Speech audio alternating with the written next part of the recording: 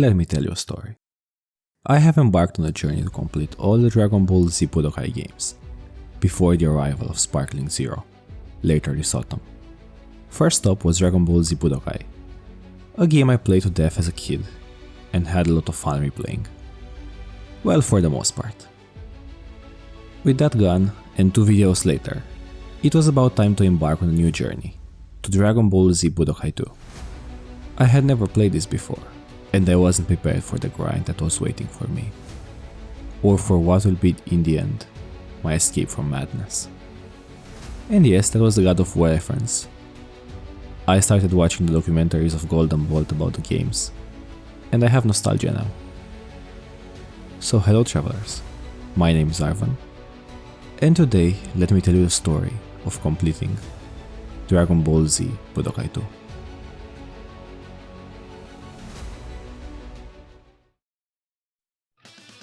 The first time I booted the game, I was welcomed by the intro. Gone are the in-game graphics of the Budokai 1, as this one has anime aesthetics. And I like it. It's very beautiful. But the first one had more personality.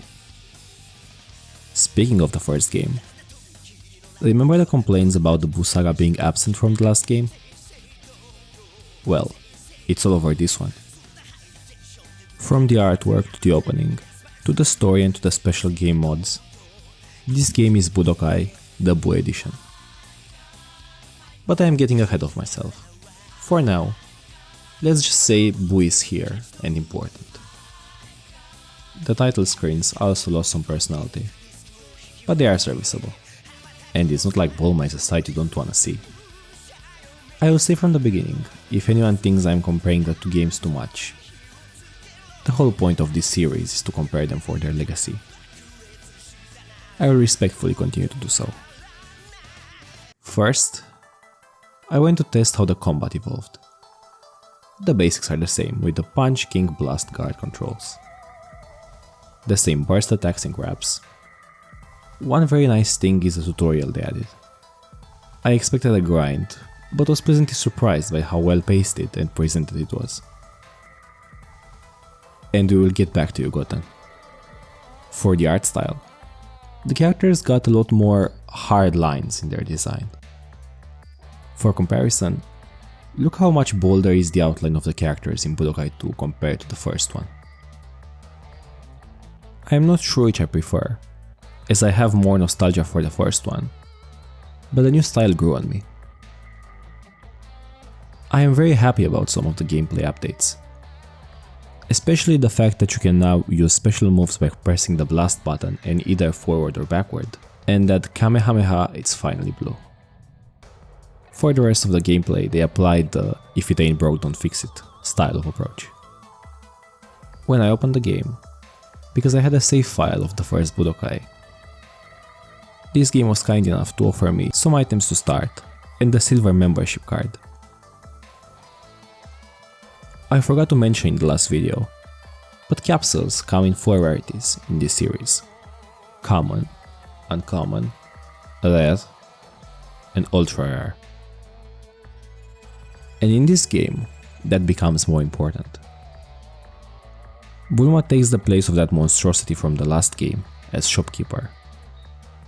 In her shop, every membership card, silver, gold and black, gives access to another tier of rarity for purchase. These cards become available for purchase themselves, only after you have a certain percentage completion of the game's capsules. Anyway, capsules are basically the same as in the last game, just with some cost changes and new additions. Some redundancies have also been removed, like Goku having a million types of Kaioken. You can also edit capsules from the character select this time around, which is a very welcomed addition.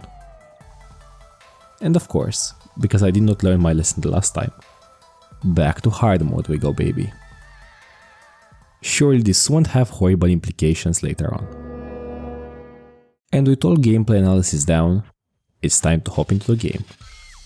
The first mode is Dragon World, the main game mode, the meat of this game. Remember how the first Budokai was a faithful recreation of the original Dragon Ball Z story, with cutscenes to catch all the important moments, and with character models made specifically for cutscenes? Well, say goodbye to all that. And what do we have instead? A board game. This game mode is a vague retelling of the Dragon Ball story. A very vague retelling. The plot is removing basically everything and focusing on one thing only: the Dragon Balls. All villains want them and all heroes must defend them. Everything happens for their sake, and Goku is the main defender. The game is separated into 9 stages or maps. When a map starts, you are presented with the enemies. You always play as Goku and can select 1 or 2 allies. You can pick an ally only from the Z fighters, so you cannot take Frieza, for example, as your friend to fight his evil doppelganger in a redemption arc. Then, you have to move around the board, pick up power-ups, defeat enemies to complete an objective, which is either kill the main villain or find something on the map like a Dragon Ball. And for the Dragon Balls, you can collect them on the map, so we can finally say goodbye to shop shuffling. Well, until you actually want some capsule from the shop, of course. On the first stage, the Dragon Ball is visible on the map, and is also the main objective. But for the rest of the stages, it's hidden on a random tile, and you need the Dragon Radar to find out where. Now, let's talk about what happens in the game. The stages try to retell the story of Dragon Ball Z, but take many creative liberties. For example, Raditz comes with Nappa on Earth at the beginning instead of going alone. And when you defeat them, we find out Frieza is also on the Earth. And no one is here for Kakarot, all they want is the Dragon Balls. One thing that proves the focus on the Majin Buu saga is that, out of the 9 stages, 5 are about Buu.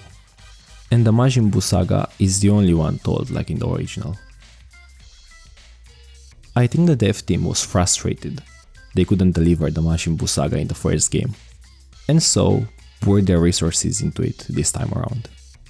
And I really appreciate the end product, but I would have loved for this game to be more varied. There is still a lot to love, and my favorite what if is the fact that Babidi revives Zen Frieza with his magic, and makes them Majin, on top of Vegeta. That, it's such a good plot, that I really wonder why it did not appear in the original, as we know Baba can bring Goku back with her magic, so why not Babidi? Buu can even absorb Cell and Frieza, but more on that later. For now, let's talk about characters. There are 29 unlockable characters in this game, outside the transformations. But it is very interesting how to unlock these characters. This game knows the story can go off the rails. Hell, you can even pick Hercules as your journey companion. But the game still wants you to respect the original story. So, to unlock characters and transformations, you have to kind of respect the story. I won't tell you what conditions there are for each character, this is not a guide. I will only talk about my favorite ones. First time I finished Namek, I beat Frieza with Krillin, but because of that I did not unlock Super Saiyan Goku. But the twist is, I wouldn't have gotten it even if I beat Frieza with Goku. So how do you get Super Saiyan Goku? Well, you have to die to Frieza as Krillin. And that is such a creative use of the board game mechanic, and the integration of multiple characters. When I discovered this, I was a bit frustrated to be honest. Because on that same playthrough I picked Krillin, as the map progressed, I formulated a plan to fight Frieza with Krillin and die, to weaken him, and then kill him with Goku. The plan itself was only possible because of the game mechanics, as the enemies keep the damage between fights. But you know, I am cracked at this game, so I wanted Krillin. And I am so sad I didn't lose, because it would have been so cool to discover that on my own randomly. Man am I salty. Another very cute unlock is getting 18 by beating her with Krillin, But afterwards, she takes him to a secluded beach, where they can be alone and share a classic kiss. And on the same note, I find it very sweet that 18 and Krillin share a capsule called Maroon's Wish, who is their daughter. This entire Dragon World mode is such a cool idea. The strategy and the stories that can come out of it are just insane. And I actually recommend playing it on the harder difficulties, as the real risk of losing some battles creates a lot more room for strategizing. And oh yes, remember how I said there won't be anything wrong happening, because I played on hard myself? Well, I really did not believe there would be a fight harder than Cell in Budokai 1. But here we stand with the ultimate boss, Kid Buu. I will confess, I used save states for this fight. For those who don't know, save states are a tool that can be used especially on emulators to turn back the program to a previous memory state. It's basically turning back time, and in the PCX2 emulator, they are integrated by default. I made a save state when I arrived at Kid Buu with Goku, and replayed from there every time I lost. 2 hours later, he finally went down. But then, on the second playthrough, I paid back that twisted pink son of a bitch with the most broken strat of this game, Immortal Goten. And, as you can see on the screen, I am not joking. If you want to abuse this too, pick Gohan and Goten as allies on stage 9. Then, on the board game, when your allies meet on the same tile for the first time, Goku will buff them or they will buff each other. Goten gets a 30% defense buff from each family member, combined with a pickup defense item from the ground, and the full defensive capsule set. Most enemies cannot damage him at all. Kid Buu can do some damage, but look at this.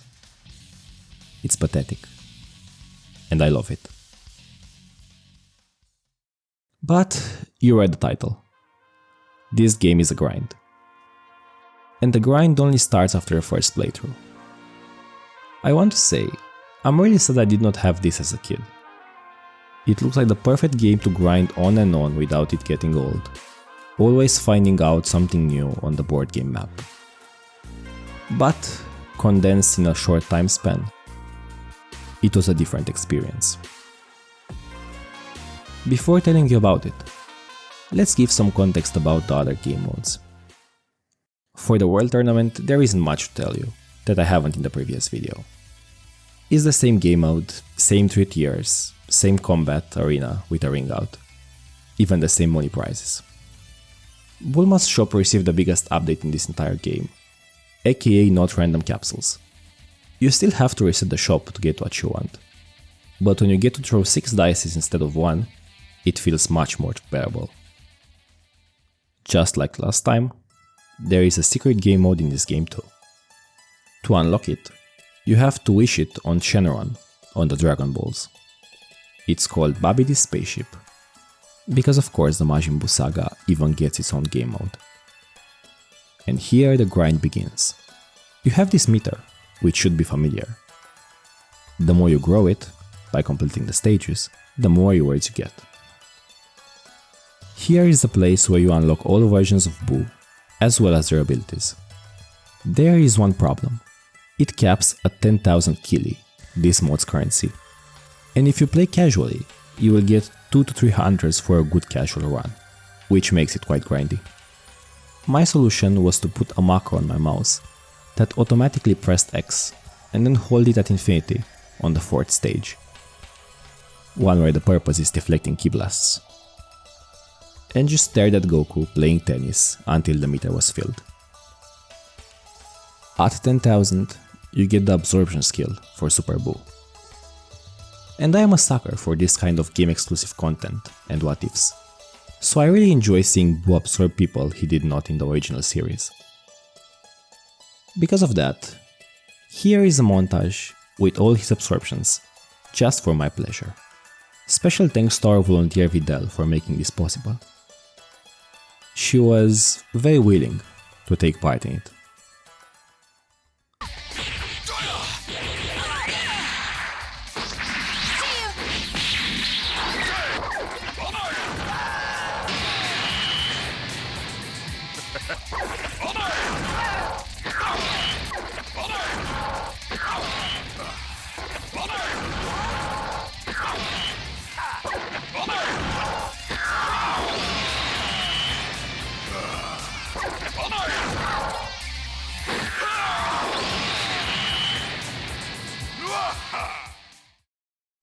And now, the final problem of this game.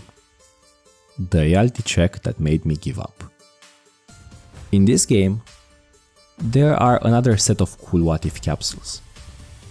Fusion ones. Except the Vegito and Gotenks. There is one for Gokule, Tien Chiha, and Kibito Kai.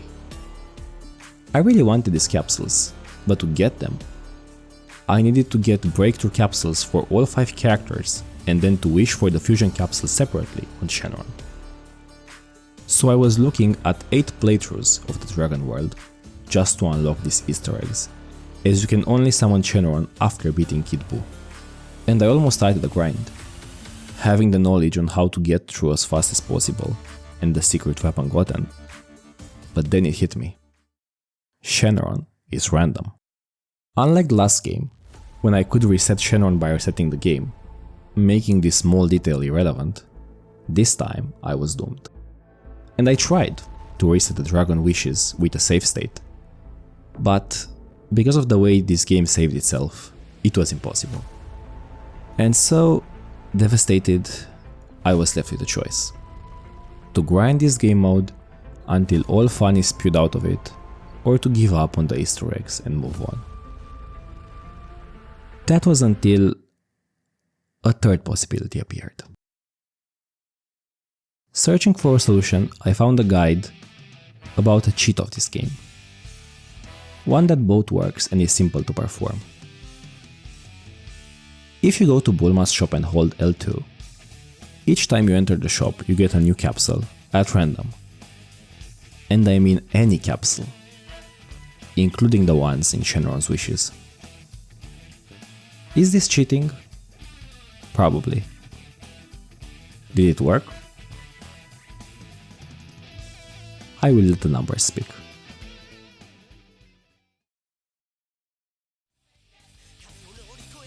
So, Dragon Ball Z Budokai 2. Is this game a grind? Absolutely.